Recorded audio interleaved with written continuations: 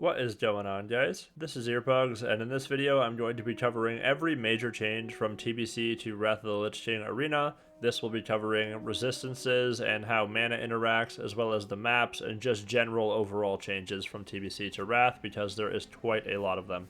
Starting off with class design, the most noticeable thing they change is how much more predictable crowd control becomes. For example, if we look at the warrior talent Iron Will, in the Burning Crusade, it increases your chance to resist a stun or charm effect by 15%. In Wrath of the Lich King, they change this so it now reduces the duration of all stuns and charms by an additional 20%. The outcome is that you are no longer playing around random resists that can either win you or lose you the game. Instead, you now know that when you stun a warrior, it's going to be shorter because they have this talent. This creates a much more predictable playstyle, since almost every time you stun a warrior, you know it's going to land and also have a shorter duration. Whereas in TBC, if you try to stun an orc warrior, there is a 40% chance that that stun is going to be resisted. There are many different classes and races that have changes just like this, creating an overall much more predictable game and reducing the amount of resists by a large margin. This is a phenomenal change, since resists are arguably the single most frustrating part of the Burning Crusade arena. The only exception to this is Sacred Cleansing from Holy Paladins. While we are on the topic of resists, dispelling your teammate now has a much higher chance to actually dispel them, thanks to a bunch of different changes. You can still get resisted, but it is very rare. The only exception to this that I am aware of is the Druid's talent Subtlety. The same also applies for dispelling or purging an enemy target. Unless they have Sacred Cleansing or a passive resistance from a racial, it is extremely unlikely that you are going to get resisted on your purges, creating a much more predictable playstyle. Another great change from TBC to Wrath is that Counterspell, Spell Lock, Silences, and all ticks can no longer be resisted. Meaning that if you counterspell somebody, it's going to land guaranteed. On top of that, all ticks are no longer on the global cooldown, allowing you to kick mid-global, which is absolutely fantastic for any class. Speaking of silences, they actually all share a DR now. In the Burning Crusade, a very popular 2's comp is Double Rogue. One of the major reasons that Double Rogue is so strong and actually works is the fact that they can garrote a healer 6 times in a row, which comes out to 18 seconds of being silenced, that you can't trinket out of. All silences now share a DR with the same rules as regular CC. If you don't know what a DR is, I have covered that in a previous video, which will be in the description.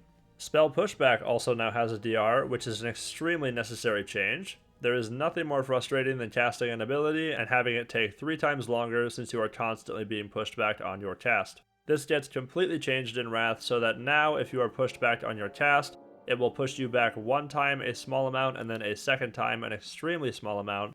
After taking that second pushback, you are now immune to pushback on that cast. Combining this with a ton of different talents for a ton of different classes, Spell Pushback becomes almost non-existent in Wrath of the Lich King. Touching again on RNG, the way that crowd control breaks also gets changed. In the Burning Crusade, if you are in a Fear or a Nova, the way the game decides that you are going to be broken out of that is by a random chance, almost like a dice roll. Each time you take damage, it gives you a chance to break out of the CC, and the higher amount of damage you take, the more likely that that dice roll will be higher and breaking you out of the CC. However, it is never guaranteed since it is all random chance. This is where the term Sticky Nova comes from, where a Frostbite proc just won't break after taking 3 Ice Lances, as well as Warlocks fearing someone from half health and then killing them with the fear never breaking. On the inverse, since there is a chance for it to break every time, sometimes the fear will instantly break on an extremely small amount of damage, completely negating the ability. This creates a very frustrating playstyle for obvious reasons, and gets changed in Wrath. Novas and Fears now break on percentage damage instead of random chance per hit.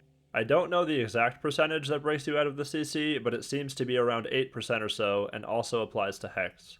This means that no matter what happens, if the feared or novad target takes 8% damage or more, that CC will break instantly every single time. Another great change they make is that Mana Burn now breaks any fear on a single cast. This takes the randomness out of it and allows the players to know what CC is going to end where, creating a much more predictable and enjoyable playstyle. They have also made it so that a lot of classes' core abilities can no longer be dispelled. For example, in the Burning Crusade, you can dispel off a Hunter's Rapid Fire, as well as a Druid's Bark Skin and a Priest's Inner Fire. These are all no longer dispellable in Wrath, as well as many other classes receiving this type of change. This is fantastic for obvious reasons, seeing as your class's core abilities should not be able to be purged since they are so essential to the class. Another massive difference from TBC to Wrath Arena is that every class in the game now has a real defensive. Hunter's Deterrence now reflects all incoming damage for 5 seconds. Warlocks gain a portal, allowing them to teleport to it within 40 yards. Shadow Priests pick up Dispersion, and the list goes on and on and on. In addition to that, health and mana pools are higher while burst damage gets scaled down thanks to class design changes and the resilience change. For example, Wind Fury no longer allows random spikes of damage, Paladins no longer Seal Twist for random one-shots, Mage's Shatter does significantly less damage percentage-wise than it does in TBC, and the list goes on. Don't get me wrong, there are definitely comps that can one-shot a target like LSP, Beast Cleave, Shatterplay, etc. However, the way the damage is distributed is much more predictable, allowing you to prepare for it. On top of that, every healer now has a baseline healing ability, allowing them to recover from damage much faster. For example, Priests get Penance, Shamans get Riptide and a buff to their Earth Shield, Druids get a buff to their Swiftmen plus Wild Growth, and Paladins get a big buff to their Holy Shocks healing as well as Infusion of Light. This forces you to actually control the healer, seeing as if they are free casting, it's unlikely that someone's going to die. And the final and most notable reason that damage becomes much more predictable in Wrath is the change to Resilience.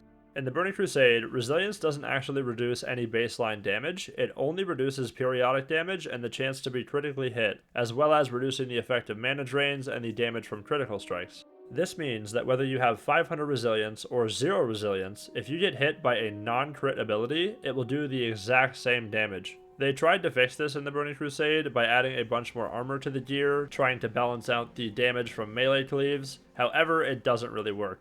In Wrath of the Lich King, Resilience gives you all of the previous benefits, while also providing flat damage reduction against all types of damage from players and their pets. This is a huge buff, making it the most important stat for almost any class going into PvP. Combining all of those things together, you are now required to go through a team's defensive cooldowns before landing a kill, giving both teams a chance to go offensive and defensive, whereas in the Burning Crusade, most 3v3 games will be over in 60 seconds based on who gets the opener due to the lack of survivability. Drinking and mana regeneration has now been changed. You now regenerate mana constantly instead of in ticks. On top of that, they changed how mana is restored when drinking. Once you start drinking, there is about a 2-second delay, and then your mana will rapidly restore. In the Burning Crusade, your mana would always be regenerating on a tick. So if you were able to time your drink with your tick, you could actually get your drink off faster or slower depending on where that tick was. They also made it so rogues constantly regenerate energy now instead of in ticks. The last major change from TBC to Wrath of the Lich King Arena, and one of my favorites, is the map changes. Starting off with Ruins of Lordaeron, the spawn rooms no longer have candles on the side that you could hide behind, and there is also no mini pillar where the doors are. These are both great changes, seeing as you could line of sight a caster for eternity on that small pillar in the front. They also have changed the crypt so you can no longer get stuck on it while trying to run over. It is completely smooth when running up, the only time you get snagged is when you go from the very corners. Also, you can no longer jump onto the crypt from the sides of it. Moving on to Blade's Edge Arena, you can no longer run around these small pillars under the bridge. These were extremely used in the Burning Crusade, seeing as you could line of sight a caster for eternity on these. They make the pillars square now, and also smooth out the map so you no longer get stuck on the bowl underneath the bridge. These are all phenomenal changes for obvious reasons. You can, however, still get stuck on the ribcage. Nagrand Arena only has one change, which is to the pillars. Just like on Blade's Edge, the pillars are now square. The main reason that square pillars are better than circular pillars is because you can't efficiently line of sight somebody on a circular pillar due to the fact that it has no real corners. Since the pillars are square now, you can actually position yourself so that if you need to loss an incoming CC, you can actually do it quickly and effectively. There are also 2 new arenas that come with Wrath of the Lich King. The first one is the Dalaran Sewers. This map is an elevated square with 2 boxes and 2 ramps on each of the corners. This map gives a slight advantage to any team with a knockback, seeing as if you are at the boxes and get knocked down to the lower level, you must run all the way around to one of the ramps in order to get back up. However, be careful knocking a Death Knight down who has Death Grip, because they will likely just grip you down with them. You also start out in a sewer pipe above the arena. If you do not leave the sewer pipe, it will launch you out of it. The second arena that gets added in Wrath of the Lich King is a very controversial one. We are, of course, talking about the Ring of Valor. This map has seen many changes through a bunch of different patches in Wrath of the Lich King for a multitude of reasons, and it is still to be determined by Blizzard as to which version we will be actually getting on launch of Classic Wotlk. This arena is extremely close quarters, seeing as both teams start on an elevator that slowly climbs up to the top, and once the elevator reaches the top, you are literally within 10 yards of the enemy. There are also pillars that will raise and lower intermittently throughout the arena. This creates a very strange playstyle, seeing as if a team of ranged DPS manages to get onto one of these pillars, the melee team is then forced to run away, seeing as the ranged DPS can just throw damage into them. Also, Warlocks can place their portals on this pillar to easily port to it as it gets raised.